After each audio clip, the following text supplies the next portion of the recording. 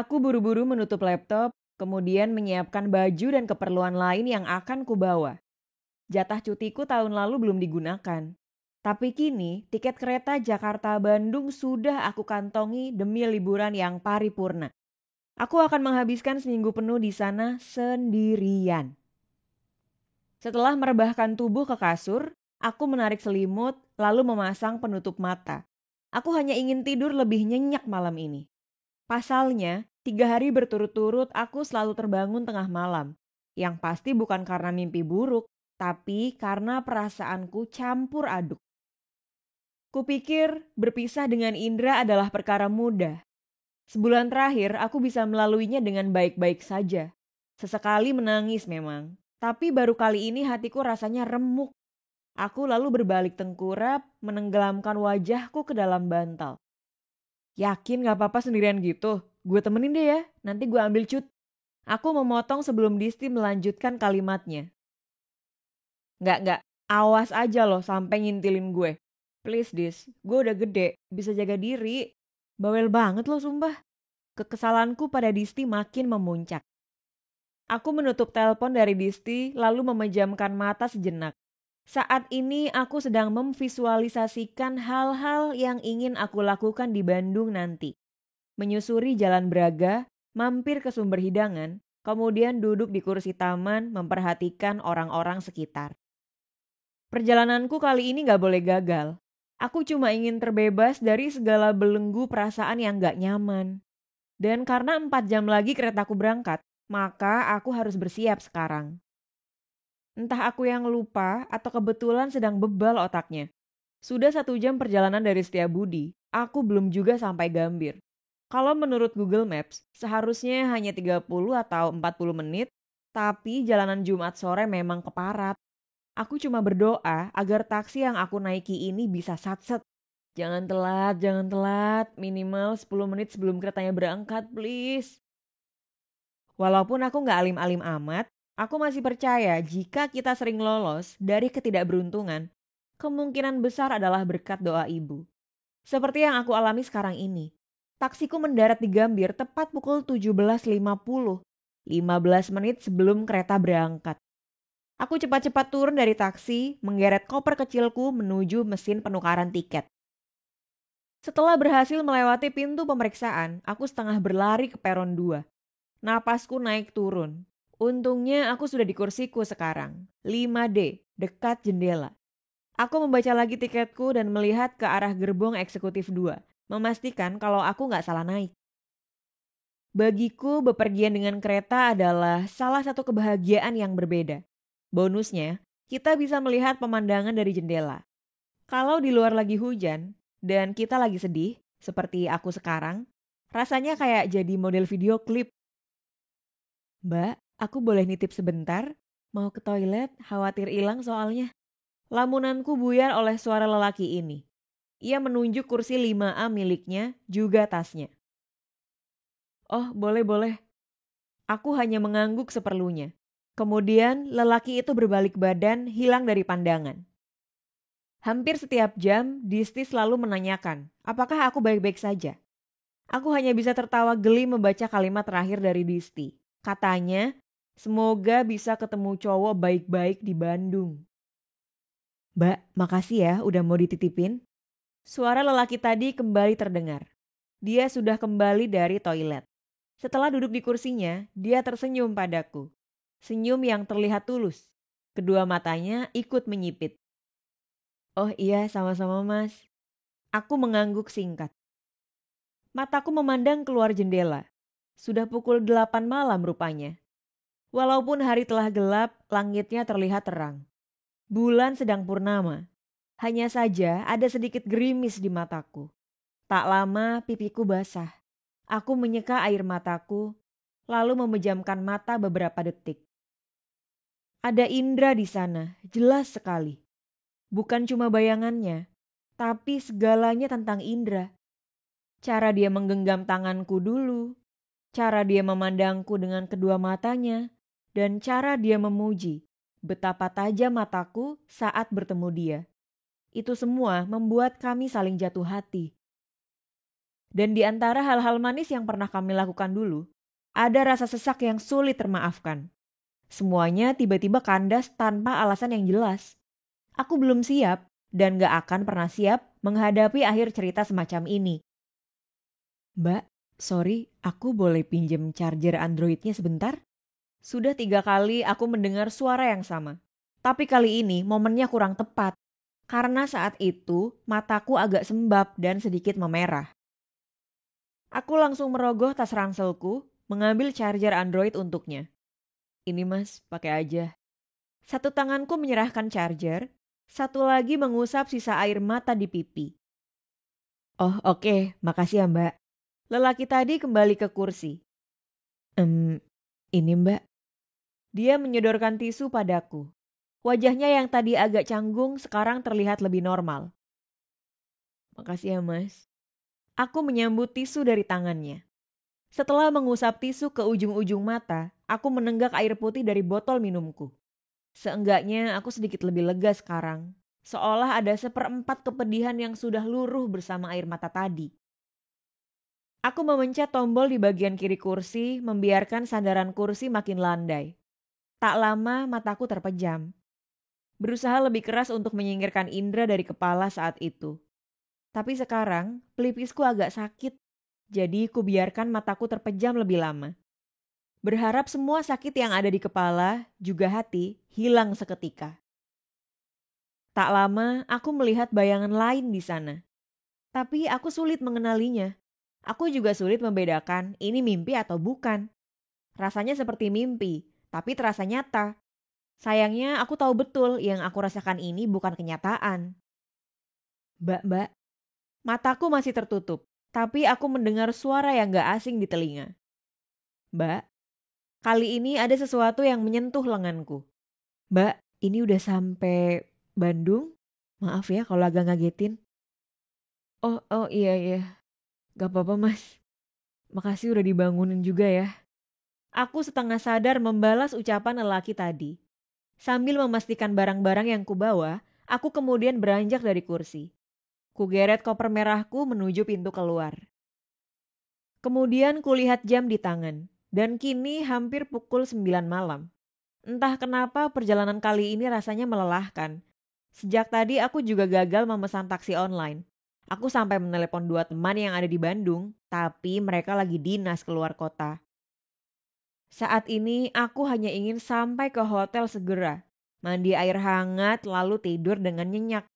Nunggu jemputan mbak. Suara lelaki itu terdengar lagi. Oh enggak, belum maksudnya. Dari tadi gagal terus di aplikasi nih. Aku menjawab seadanya. Aku Daru by the way. Ia mengulurkan tangan kanannya. Janitra, panggil Jani aja. Aku lalu membalas uluran tangannya. Kamu ke arah mana? Kalau mau bareng aku aja. Ya, hitung-hitung balas budi karena tadi kamu udah minjemin charger. Daru tersenyum. Giginya yang putih membuatnya terlihat lebih manis. Aku ke arah Dago Pakar. Mas Daru kemana? Oh, oke. Gak apa-apa bareng aja kita. Ke tempatmu dulu baru ke rumahku. Biar nanti aku yang bilang ke sopirnya. Gimana? Ya boleh kalau nggak ngerepotin Mas Daru. Setelah 7 menit menunggu, taksi yang Daru pesan tiba juga. Aku hanya berharap kalau Daru bukan penculik, pembunuh, ataupun lelaki nakal yang penuh modus. Tapi di hati kecilku yang lain aku percaya kalau dia hanya mas-mas biasa sih. 3 hari kemudian. Aku on the way ya. WhatsApp dari Daru baru saja aku terima. Aku kemudian menghadap cermin di dekat lemari baju. Memastikan kuciran rambutku rapi, juga memoles sedikit lip tint ke bibirku. Meskipun bertekad bepergian sendirian, kupikir dengan Daru ikut bisa jadi teman ngobrol di jalan nanti. Setelah adegan diantar pulang 3 hari lalu, Daru menawarkan diri menemaniku hari ini. Katanya kebetulan ia juga sedang ada waktu luang dan butuh udara segar. Baginya terlalu lama di dalam rumah membuatnya bosan. Makanya ia lantas menjemputku siang ini. Setelah sekitar 15 menit perjalanan, kami sampai juga di sumber hidangan. Salah satu wishlist yang gak pernah aku lewatkan ketika mampir ke Bandung. Suka kelapa ya kamu? Daru bertanya sambil membetulkan posisi duduknya. Kini ia berhadapan denganku. Lumayan, apa aja yang pakai kelapa deh pokoknya. Aku menjawab sambil menyendok es krim kopior di meja. Itu kamu pesen rasa apa? Lanjutku. Tulisannya Marasquino. Mau cobain gak? Enak kok. Ia gak menjawab pertanyaanku, tapi malah berusaha menyuapiku es krim miliknya. Enak sih. Kayak soda gitu ya. Tapi agak asam dikit. Lidahku benar-benar asing dengan rasa es krim yang baru saja kutelan. Marasquino tuh nama makanan apa sih? Kok aku baru denger? Tanyaku polos. Googling deh, biar kamu baca sendiri. Daru menjawabnya sambil tersenyum penuh arti. Oh, hah? Ini bikin mabuk dong. Wajahku berubah seketika seperti orang kebingungan. Ya, kalau kebanyakan sih bisa aja. Kamu cuma sesendok kan tadi? Tapi enak kan? Daru tertawa melihat ekspresi anehku sekarang. Aku menendang kaki Daru dengan sengaja. Entahlah, meski kami baru bertemu seharian di kereta beberapa hari lalu itu, rasanya Daru gak asing buatku. Sebelum bertemu lagi hari ini, kami berdua memang udah sering ngobrol lewat WhatsApp. Dari bangun tidur sampai mau tidur, begitu seterusnya. Katanya, mumpung ia sedang libur dari kerjaan setelah 6 bulan nonstop bekerja di Oil and Gas Company di luar Jawa. Sesaat aku jadi lupa kalau solo trip patah hatiku ini malah berubah drastis. Daru yang cukup talkative ini awalnya agak mengganggu memang. Tapi lama-lama aku jadi terbiasa dengan suaranya. Anggap aja lagi dengerin radio selama perjalanan. Ia bercerita bahwa di Bandung hanya tinggal berdua dengan mamanya. Kalau Daru lagi kerja, mamanya hanya ditemani asisten rumah tangga yang udah 10 tahun kerja buat keluarganya. Tepatnya sejak papanya Daru masih ada. Sebelum kecelakaan pesawat itu terjadi. Aku gak pernah meminta dia cerita soal keluarganya kepadaku. Apalagi hal-hal sensitif yang membuatnya sedih. Tapi agaknya, Daru tipikal orang yang mudah menanam kepercayaan pada orang lain. Orang yang baru ia kenal kurang dari sepekan. Setelah menghabiskan es krim dan roti legendaris andalan sumber hidangan, kami berdua jalan kaki melintasi Braga. Braga dengan segala kemagisannya. Braga dengan semua kenangan yang pernah aku buat dengan Indra dulu. Duduk situ bentar yuk. Sekalian nunggu sunset gitu. Daru lalu duduk di kursi panjang coklat yang terletak di trotoar jalanan Braga. Nunggu sunset kok di Braga? Di pantai lah. Gerutuku. Ya gini nih, kalau bukan warga asli Bandung, pasti gak percaya. Daru melirikku. Oke, aku nurut deh sama warga asli Bandung. Warga plat B emang serba salah kalau lagi berwisata. Aku memutar bola mataku membalas kalimat Daru tadi. Sensi banget ya warga plat B. Daru mengejekku lagi. Aku mau nanya sesuatu dong ke kamu. Apa tuh? Kamu gak pernah patah hati ya? Kayaknya kamu cheerful aja gitu. Kayak gak ada beban hidup. Pertanyaanku mulai serius. Tawa Daru kemudian pecah. Kali ini sambil menghela napas. Ya pernah lah. Gini-gini aku udah pernah pacaran 5 kali. Tapi 4 kalinya diputusin. Ia menyeruput kopi susu di tangan kanannya. Oh wow. Kok bangga gitu diputusin? Aku setengah tertawa kemudian memiringkan kepala ke arah Daru. Justru karena sering disakitin makanya jadi kebal. Lebih chill aja sih. Deket, pacaran, putus, broken heart, move on. Gitu lagi seterusnya. Namanya juga hidup, isinya pengulangan doang. Bedanya yang berikutnya udah pakai pelajaran tambahan. Daru menjelaskan panjang lebar soal cinta. Tapi kan tiap orang punya waktu yang beda-beda buat sembuh dari patah hati. Ada yang lama, ada yang bentar. Oh memang, ikhlas kan gak gampang, tapi bisa kalau dilatih dan diusahakan. Senyuman tipis di wajahnya kini terlihat lebih hangat. Aku hanya membalas dengan senyuman dan sedikit anggukan. Tak lama, tiba-tiba Daru memegang tangan kananku. Jan, lihat deh. Daru menunjuk ke arah matahari tenggelam. Ada binar oranye di sana. Langit sedang cerah hari ini, dan kami berdua hening beberapa saat. Hari itu kuhabiskan dengan Daru. Mulai dari makan es krim, roti kesukaan, sampai pada obrolan-obrolan yang penuh kejutan. Dari Braga, kami memutuskan ke Dago Pakar Timur, menyelesaikan malam kami di sana. Aku mulai bercerita tentang perjalananku ke Bandung, tentang Indra, juga kehidupanku setelah putus. Sesekali Daru menawarkan bahunya, dan karena aku masih menyimpan rasa sakit itu, pipiku lantas basah. Malam semakin larut, Daru kemudian mengantarku pulang ke hotel. Sebelum ia kembali ke rumahnya, ia memelukku erat sekali. Istirahat ya, jangan nangis lagi. Cowok kayak gitu gak pantas ditangisin sama kamu. Daru melepas pelukannya lalu mengusap-usap puncak kepalaku. Lo masih hidup gak sih? Sebuah pesan dari Disti muncul di notifikasi. Masih ya, enak aja loh. Ya abis dari kemarin gue chat, lo gak bales-bales. Gimana gue gak khawatir? Sabar dong, kan yang ngechat gue banyak, bukan lo doang. Satu-satunya hal yang bikin lo nyuakin gue itu cuma cowok. Lo udah nemu cem-ceman baru ya, ngaku. Anak siapa dia? Tajir gak? Cakep? Pinter? Disti mencerocos seenaknya. Aku buru-buru memasukkan HP ke tas kecilku. Taksi yang kupesan akhirnya sampai juga di depan hotel. Bajani ya?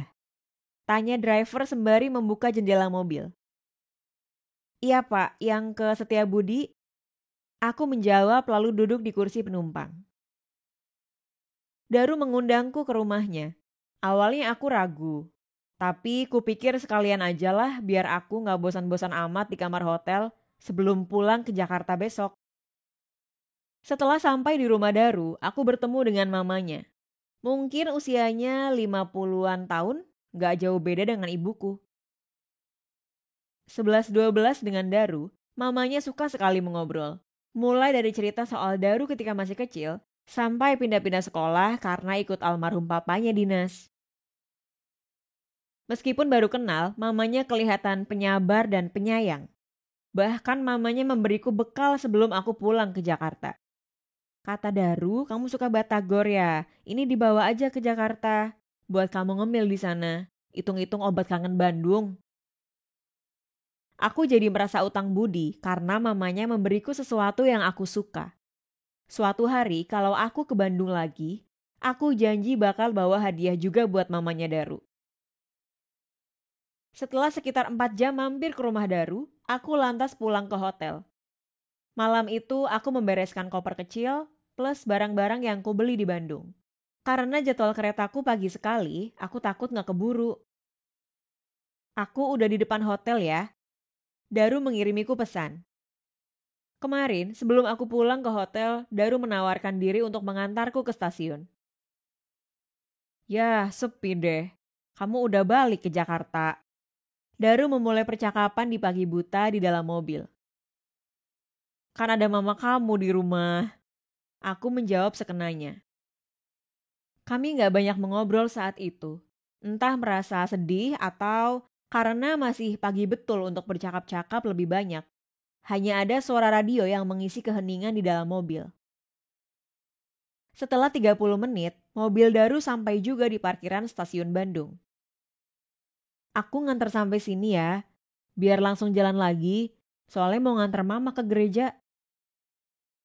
Oke, bye. Sebelum aku membuka pintu mobil, Daru menarik tangan kananku. Ia lalu memelukku lagi. Kali ini pelukannya lebih erat. Setelah melepas pelukannya, ia memegangi kedua pipiku dan bibirnya telanjur mendarat di bibirku. Aku hanya sanggup memejamkan mata pagi itu, menikmati bibir Daru yang hangat dan lembut. Bye. Ia melepaskan bibirnya lalu tersenyum. Setelah seminggu aku menjalani hari-hari di Jakarta seperti biasa, Daru belum juga membalas pesanku. Kupikir mungkin dia sedang sibuk. Tapi sibuk apa? Kan libur. Dan setelah 2 minggu, pikiranku mulai kalut. Jangan-jangan dia udah terbang lagi ke kantornya. Tapi 3 minggu kemudian, aku mulai sadar bahwa Daru mungkin bukanlah kelanjutan kisah cintaku.